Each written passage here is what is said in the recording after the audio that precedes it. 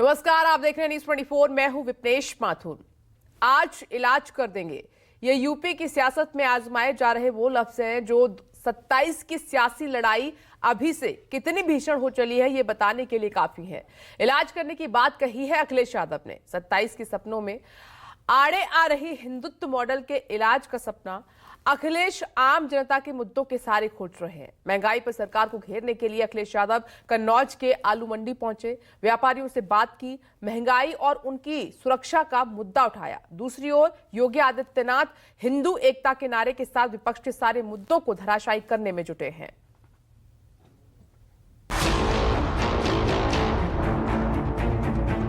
थोड़ा इलाज हुआ है, लेकिन असली इलाज तब होगा जब आप इनको हटा दोगे प्रदेश से। ये सनातन की जीत है, जो कुंदरकी की जीत है। खोदते खोदते एक दिन अपनी सरकार को भी खोद देंगे। यह उपचुनाव 2027 के विधानसभा चुनाव की शुरुआत है, जिसमें भारतीय जनता पार्टी एनडीए ने बढ़त प्राप्त करके विपक्ष के मन में भय पैदा कर दिया है। उत्तर प्रदेश देश का वो सूबा जहां से देश की सियासत की दशा और दिशा तय होती। अब उसी उत्तर प्रदेश में एक बार फिर 2027 की जंग तेज हो चली। 2024 लोकसभा चुनाव और यूपी की 9 सीटों पर हुए उपचुनाव ने यह साफ कर दिया है कि सीधा मुकाबला बीजेपी बनाम समाजवादी पार्टी के बीच ही है। ऐसे में अब योगी और अखिलेश अपने अपने मुद्दों को धार देने में जुट गए। ये तस्वीरें कन्नौज के ठठिया आलू मंडी की है, जहां अचानक अखिलेश पहुंच गए। जहां अखिलेश ने व्यापारी और किसानों से मुलाकात की, उनका हाल चाल जाना, साथ ही योगी सरकार को जीएसटी के बहाने घेरने की कोशिश की। जो मक्के से बनता है पॉपकॉर्न, तो उन्होंने कहा कि जो नमक से बनेगा या नमक लग करके जो बाजार में बिकेगा उसमें 12% होगा, लेकिन जो मीठा होगा वो 18% होगा। तो इसका मतलब यही है, सरकार मीठी वाली नहीं है। इतना ही नहीं, अखिलेश यादव ने लोकसभा चुनाव में बम्पर जीत के लिए व्यापारियों और किसानों का धन्यवाद किया। साथ ही बीजेपी सरकार को सत्ता से उखाड़ फेंकने की अपील की। कहा अभी थोड़ा इलाज हुआ है, लेकिन पूरा इलाज तब होगा जब 2027 में बीजेपी को सत्ता से बाहर कर देंगे। अभी आपने थोड़ा इलाज किया, थोड़ा सा थोड़ा इलाज कर दिया, हमें जिता दिया बहुत कम दिनों में। थोड़ा इलाज हुआ है, लेकिन असली इलाज तब होगा जब आप इनको हटा दोगे प्रदेश से। 2024 के लोकसभा चुनाव में बीजेपी को करारी शिकस्त देने के बाद अखिलेश का हौसला हाई। वो अपने पीडीए का विस्तार लगातार कर रहे हैं। युवा किसान व्यापारियों को भी अपने पीडीए से जोड़ रहे हैं। साथ ही महंगाई बेरोजगारी पर बीजेपी सरकार को घेर रही है। ये वो सरकार है जो कानून से नहीं चल रही, नियम पालन नहीं कर रही, या संविधान के रास्ते पर सरकार नहीं है। आज समस्या क्या है? आज बॉर्डर पे किसान नेता भूख हड़ताल पे बैठे थे, अनशन पे बैठे। ध्यान हटाने के लिए किसान के सवाल न पूछे कोई, बेरोजगारी पर कोई सवाल न करे, महंगाई पे कोई सवाल न करे। और आपने देखा नहीं, अभी अगर आप नमकीन पॉपकॉर्न खरीदोगे तो 12% जीएसटी है, और अगर मीठे पॉपकॉर्न लोगे तो आपको 18% जीएसटी देनी पड़ेगी। एक तरफ अखिलेश 2027 में बीजेपी को सत्ता से उखाड़ फेंकने के मिशन पर काम कर रहे हैं, तो वहीं दूसरी तरफ यूपी के सीएम योगी आदित्यनाथ का हौसला भी उपचुनाव के बाद से हाई नजर आ रहा है। 9 सीटों पर हुए उपचुनाव में योगी के नेतृत्व में बीजेपी ने 7 सीटों पर जीत हासिल की, जिसमें समाजवादी पार्टी का गढ़ कहा जाने वाला कुंदरकी विधानसभा भी शामिल है। योगी लगातार विधानसभा से लेकर आम संबोधन में उपचुनाव का जिक्र कर रहे हैं। साथ ही ये साफ कर रहे हैं कि उपचुनाव की जीत ने उन्हें 2027 में लीड देगी। साथ ही अपने सनातन और हार्डकोर हिंदुत्व वाले एजेंडे पर भी लगातार आगे बढ़ रहे हैं। कुंदरकी में लोगों का एहसास हुआ है, एक दिन एहसास आपको भी होगा और जरूर होगा।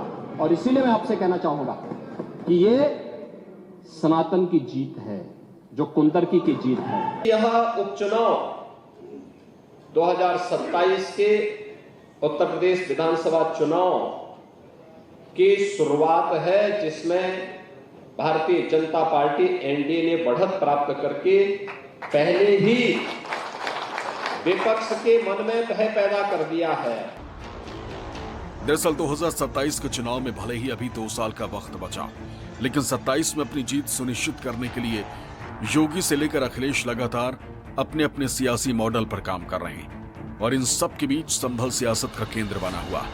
एक तरफ योगी संभल के बहाने अपने हिंदुत्व वाले एजेंडे को धारते रहे, तो वहीं अखिलेश अपने पीडीए को मजबूत करने में लगे। मैं कहता हूं, तो बाबरनामा भी कहता है कि हर मंदिर को तोड़ करके एक ढांचा खड़ा किया गया। ऐसे ही ढूंढते रहेंगे, खोदते खोदते एक दिन अपनी सरकार को भी खोद देंगे। दरअसल चाहे संभल की बात हो या संविधान की, सत्ता पक्ष और विपक्ष में खुलकर जबानी जंग चल रही और इसके पीछे की सबसे बड़ी वजह है 2027 में सत्ता की दावेदारी। अखिलेश जहां सत्ता का सूखा खत्म करने में लगे हैं, तो वहीं योगी आदित्यनाथ सत्ता की हैट्रिक लगाने के जुगत में है। ऐसे में संभल से लेकर संविधान और बाबा साहेब को लेकर सत्ता पक्ष और विपक्ष एक दूसरे पर हमलावर है। ये संविधान रक्षा करता है, हमें आपको सम्मान देना और जानबूझ करके भारतीय जनता पार्टी अपमानित करना चाहती है। ये तमाम वो लोग हैं जिन्होंने कभी सम्मान नहीं किया संविधान का, लोकतंत्र का और बाबा साहब भीमराव अम्बेडकर। केवल एक नहीं, बीजेपी के सभी लोगों को माफी मांगनी चाहिए। आदरणीय गृह मंत्री जी के बयान को आधा अधूरा मीडिया के सामने प्रस्तुत करके उसके नाम पर किस प्रकार से अपनी राजनीतिक रोटियां इनके द्वारा सेकी जा रही है, इस तरीके से समाज को गुमराह करने का कार्य किया जा रहा है। यूपी में धर्म और जाति के नाम पर राजनीति का पुराना इतिहास रहा है और इसी का फायदा राजनीतिक दल उठाते रहे। ऐसे में हिंदुत्व के सहारे बीजेपी जहां अखिलेश के पीडीए की धार को कुंद करना चाहती है, तो वहीं दूसरी तरफ अखिलेश पीडीए का विस्तार कर इसमें अगड़ा, आधी आबादी और आदिवासियों को भी जोड़ रहे हैं ताकि 2027 में अपनी अपनी दावेदारी मजबूत की जा सके। सरकार अपने नौजवानों के हित के लिए अनेक कदम उठा रही है। राजनीतिक प्रतिद्वंदिता और विद्वेष की भावना से ऊपर उठ करके थोड़ा उन स्कीम के बारे में, उन नीतियों के बारे में पढ़ेंगे तो आप भी अपनी विधानसभा क्षेत्रों के नौजवानों को लाभान्वित करने में सफल होंगे। उसका लाभ आप ही को प्राप्त होगा। लेकिन अगर आप उससे वंचित रहेंगे तो स्वाभाविक रूप से आपकी हाल वही होने जा रहे हैं जो कुंदरकी में हुआ है। ये पीडीए गठबंधन 90% लोगों का है, जिसमें पिछड़े, दलित भाई, अगड़े, आधी आबादी और अल्पसंख्यक में मुसलमान भाई, चाहे बौद्ध हो, जैन हो, सभी लोगों को शामिल किया है और ये 90% लोग इस सरकार के खिलाफ हैं। 2027 की जंग का आगाज हो चुका है। सत्ता पक्ष और विपक्ष अपने अपने मुद्दों पर आगे बढ़ रहा है। ऐसे में देखना दिलचस्प होगा कि आखिर किन के मुद्दे जनता को भाएंगे और किन के मुद्दों को जनता नकारेगी। ये जनता जनार्दन वक्त के साथ तय कर देगी। तो 27 में पूरे इलाज की बात कर रहे हैं अखिलेश यादव, लेकिन अखिलेश के बयान का राज क्या है? किन मुद्दों के सहारे अखिलेश यादव योगी सरकार के इलाज की बात कर रहे हैं? देखिए, हालांकि मुद्दों की लंबी फहरिस्त है, एक एक करके हम आपको दिखाते हैं। लोकसभा में अप्रत्याशित 37 सीटों पर जीत से हौसला हाई है। दूसरी तरफ अगला मुद्दा अयोध्या जीत से उम्मीदें जो है बढ़ गई हैं अखिलेश यादव की। ये हो सकता है तो कुछ भी हो सकता है यूपी की राजनीति में। तीसरा, अंबेडकर विरोधी नैरेटिव का फायदा मिल सकता है और इसलिए विपक्ष इसे जोरदार तरीके से हवा दे रहा है। खासकर जाटा वोट बैंक से अखिलेश की उम्मीदें जो है लोकसभा चुनाव के बाद से बढ़ी हुई हैं, जिसके बिखराव की प्रबल संभावना नजर आती है। इसके अलावा संभल विवाद से पीडीए कार्ड के असर की उम्मीद भी है अखिलेश यादव को और संत और संघ के बीच जो रार छिड़ी हुई है, एक तरीके से जो मुद्दा गरमा रहा है। हालांकि आगे ये क्या मोड़ लेता है इस पर निर्भर करेगा कि जमीनी मुद्दा है या फिर हवा हवाई। इसके अलावा बढ़ती महंगाई और बेरोजगारी का एक मुद्दा जिस पर अखिलेश यादव लगातार विपक्ष को घेरने का काम कर रहे हैं। संभल, उन्नाव और हाथरस के रास्ते कानून व्यवस्था पर प्रश्न भी खड़े किए गए हैं और अगर इन मुद्दों में दम दिखा या इसका असर हुआ तो अखिलेश का पीडीए फिर असर दिखाएगा।